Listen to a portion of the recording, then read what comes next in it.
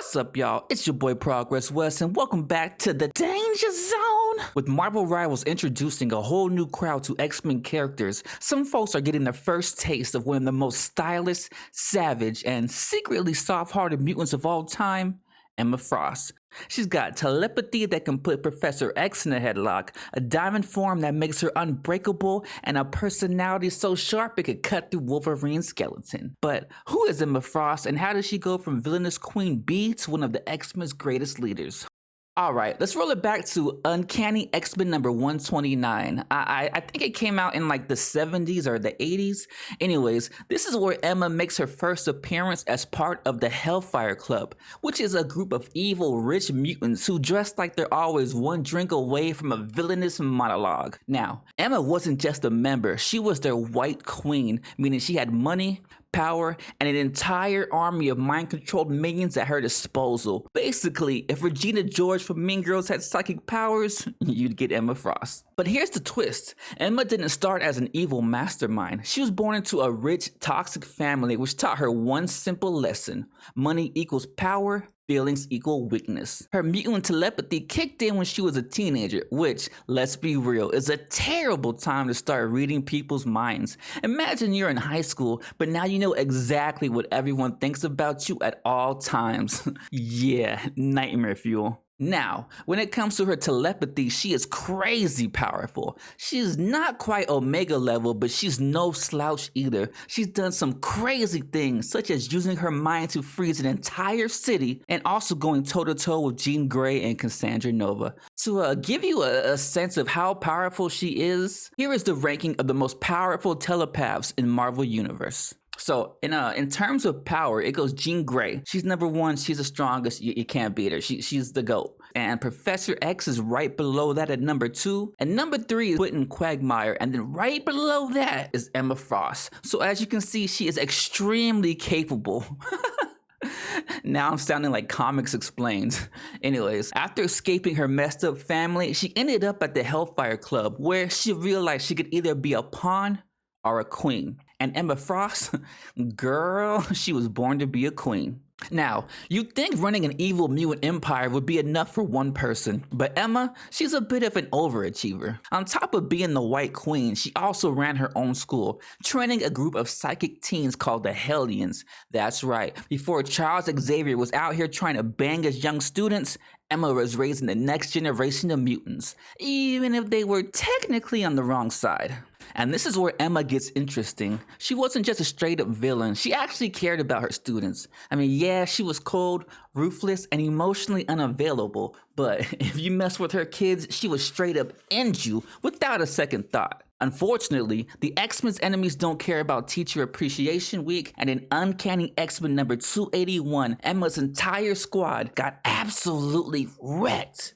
This was a devastating moment for her. After waking up from a coma, because of course she ends up in a coma, this is the X-Men after all, she realizes maybe, just maybe, she was fighting for the wrong side. Which reminds me, I never really touched on her new ability, her diamond form. So in order to explain how it happens, we need to give more of the backstory of what was going on with mutants at that time. Back at a time before Emma ever joined the X-Men, mutants actually had it pretty good. Magneto, fed up with how mutants were being treated, conquered an island called Genosha and made it a safe haven for mutants. Under Magneto's rule, mutants were thriving.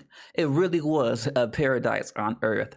At its height, they had a mutant population of around like 16 million, I want to say. Emma was also on this island and she was thriving. She felt like she finally had a place in the world, and I think this is one of the times that she truly felt happy. She had a new batch of mutant students, and she was even starting to open up to people a little bit. Then it all came crashing down.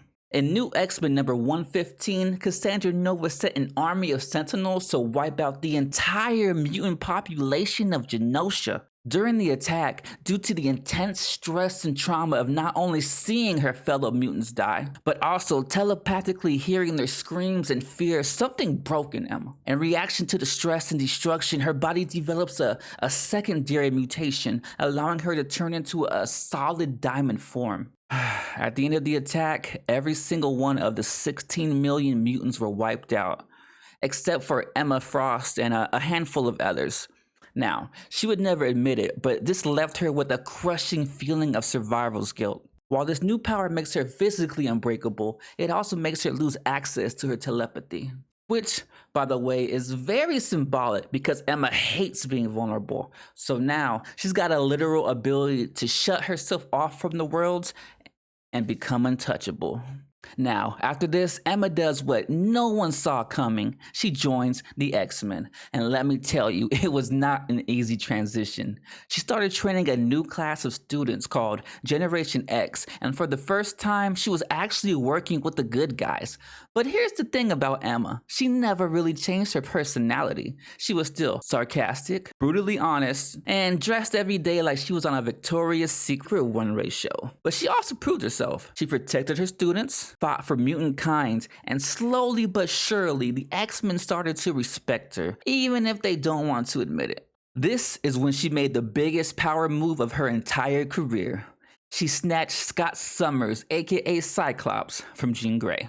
Now, you know we were going to touch on this. You see, the Scott Summers and Emma Frost affair is one of the most infamous and controversial storylines in X-Men history, and it all went down in Grant Morrison's new X-Men number 131 to 138. Now, at this point in X-Men history, Scott Summers was in a rough place. After being possessed by Apocalypse, which was in like X-Men issue 97, he came back different. He was emotionally distant. His marriage to Jean Grey was crumbling, and he was struggling with his identity as a leader. Enter Emma Frost, who saw an opportunity and took it. Instead of going the traditional let's meet for coffee route, Emma offered psychic therapy sessions for Scott. Yeah, okay, sure, Emma, therapy. That's totally what this is. What started as a mental counseling session quickly turned into something way more intimate. And since this was all happening on the astral plane, Scott convinced himself that he wasn't actually cheating. But try explaining that to your wife, dude. Emma, on the other hand, she knew exactly what she was doing. She was manipulative, seductive, and playing mind games the whole time. But she also genuinely, in her own way, kind of cared about Scott and saw something in him that even Jean wasn't seeing. But of course Jean found out, because she's Jean freaking Grey, aka an Omega level telepath. Did Scott really think he could hide this from her? When Jean discovered what was happening, she and Emma had a full-on psychic battle, and let me tell you, it was savage. Jean mind-shattered Emma by forcing her to relive every single moment of heartbreak and loss she had ever experienced. Then, she stripped Emma down emotionally bare, making her confront the fact that deep down inside, Emma wanted to be loved, but always felt like she was unworthy of it. And at the climax of the battle, Jean literally crushed Emma's diamond form, shattering her into pieces. But don't worry, she got better. Basically, Jean humbled Emma in the most brutal way possible. But here's the thing, Emma did not back down. She owns the fact that she and Scott had something real and called Jean out for neglecting him. This led to Scott and Jean calling it quits, and Scott and Emma becoming Marvel's hottest power couple.